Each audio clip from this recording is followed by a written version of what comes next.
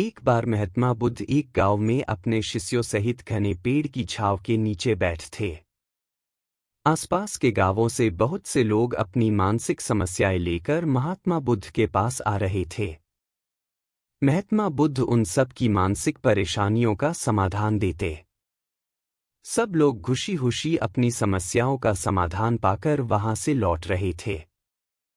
वहीं से कुछ दूर बैठा लोगों को बुद्ध के पास जाते देख एक दुखी भिखारी अपने भाग्य को कोसता हुआ यही सोचने लगा कि अभी कुछ देर पहले तो ये लोग दुखी मन से मुंह लटकाए उन महात्मा के पास गए थे, और अब इतना खुश होकर कैसे वापस लौट रहे हैं।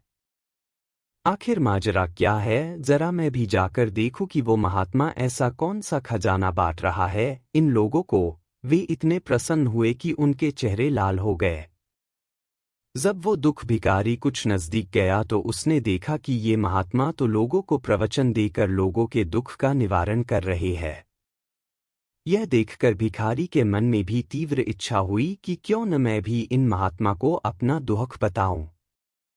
मुझे भी अपने दुख का समाधान अवश्य मिलेगा। बस फिर क्या था, समाधान पाने की लालसा लिए भिखारी महात्मा बुद्ध के सामने पहुंचा और हाथ जोड़कर प्रणाम करते हुए बोला, हे महात्मा बुद्ध, मैं भी लोगों की मदद करना चाहता हूं। मुझे लोगों की मदद करने की बहुत इच्छा है, लेकिन मैं कैसे मदद कर सकता हूं? मैं बहुत गरीब हूं। मेरे पास न तो पैसे हैं और न ही कोई ऐसी चीज जिससे मैं किसी की मदद कर सकूं। मैं कोशिश करने पर भी किसी की मदद नहीं कर सकता। मुझे भगवान ने इतना गरीब क्यों बनाया? हे महात्मा, मुझ पर कुछ कृपा करो। इतना बोलते हुए भिखारी रोने लगा।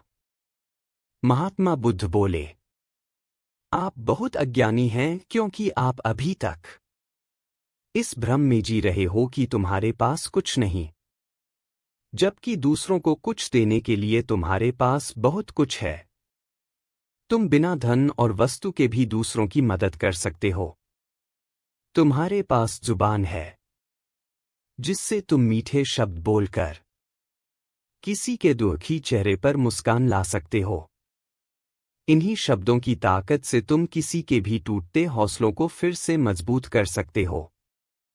इन शब्दों की शक्ति से आप किसी के भी मन में सकारात्मक विचारधारा के बीज बो सकते हैं और उसे गलत रास्ते पर जाने से रोक सकते हैं। तुम्हारे दो हाथों से किसी भी कमजोर या लाचार व्यक्ति की सहायता कर सकते हो। आपके दो आंखें किसी अंधे को रास्ता दिखा सकते हैं। तुम किसी के लिए दुआ कर सकते हो। यह हो सकता है कि उनके बुरे काम फिर से हो जाएं।